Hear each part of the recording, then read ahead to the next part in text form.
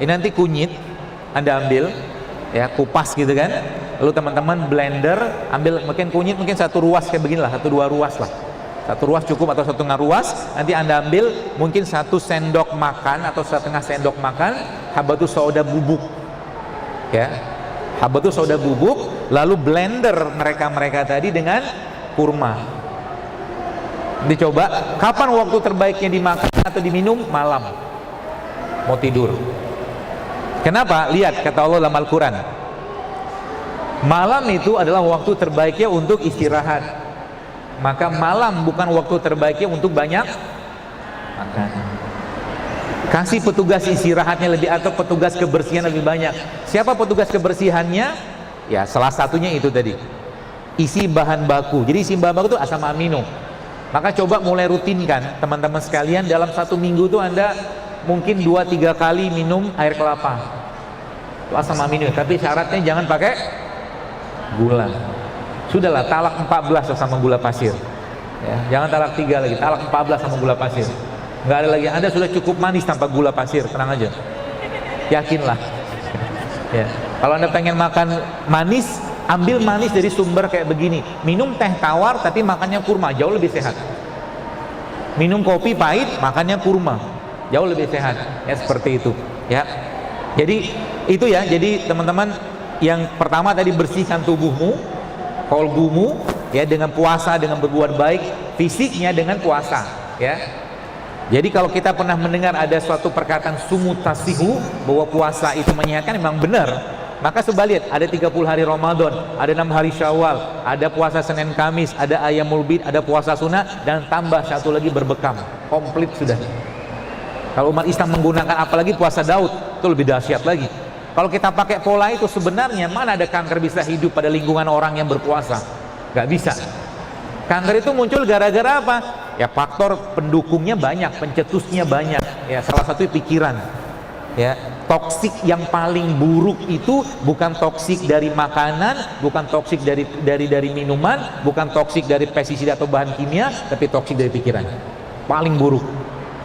Ya, seperti itu. Jadi yang terakhir apa? Yang terakhir, pertahankan dengan produk ciptaan rohmu. Yang pertama, bersihkan tubuhmu dengan puasa. Ya, yang kedua dengan berbuat baik. Yang kedua apa? Isi dengan bahan baku. Bahan baku kita tadi apa? Asam amino. Ya, ini sebenarnya kan kurma asam amino, madu asam amino, teman-teman sekalian. Yang ketiga, ya, pertahankan dengan produk ciptaan rohmu.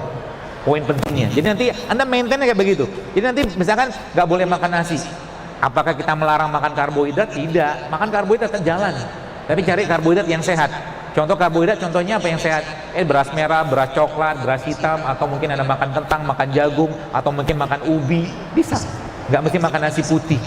Ya, Anda makan nasi putih boleh nggak? Boleh, tapi coba diubah sedikit nasi putihnya sehingga nggak berat di badan. Ya, caranya gimana? Ambil bawang merah, bawang putih, serai. Nanti kalau mau bikin nasi ala-ala saya, bawang merah, bawang putih, serai. Ya, Anda tumis dengan minyak zaitun api kecil aja, atau tumis dengan minyak kelapa. Tumis pelan aja sampai ada keluar aroma sedikit, kasih garam sedikit, kasih lada hitam, masukkan ke nasinya.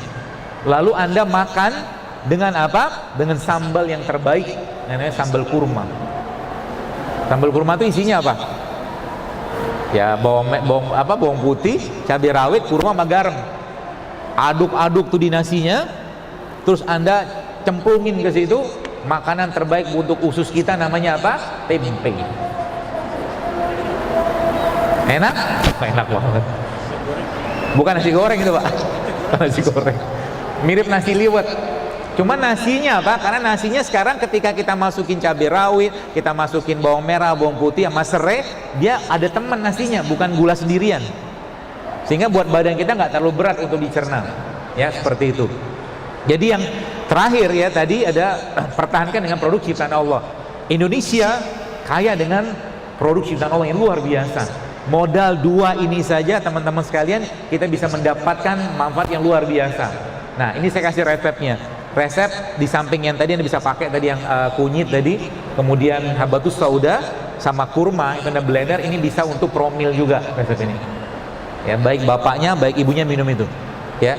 Buat promil juga bisa dipakai resep itu. Jadi Kunyitnya mungkin kasih air panas sedikit, ambil disaring, lalu di blend sama habel soda dan kurma. Kurma dibuang bijinya. Ya. Nah, yang terakhir teman-teman sekalian, Anda bisa pakai ini. Ya, resep ini isinya apa? Yang pertama jahe. Ya, jahe. Isinya yang pertama. Cara bikin nanti saya ajarkan. Jadi yang terakhir kan, pertahankan tubuhmu dengan produk ciptaan Allah. Allah tidak mungkin iseng tanda kutip nyiptakan kayak begini di Indonesia, Pak Bu. Tidak mungkin. Tujuannya apa? Pasti itu tujuan. Ya.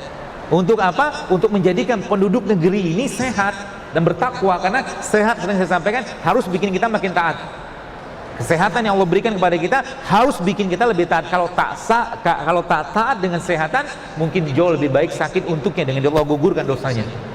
Seperti itu. Bahan pertamanya ini jahe. Ya. Yang keduanya kunyit. Yang ketiganya lengkuas. Yang keempatnya serai. Ya. Jahe, kunyit.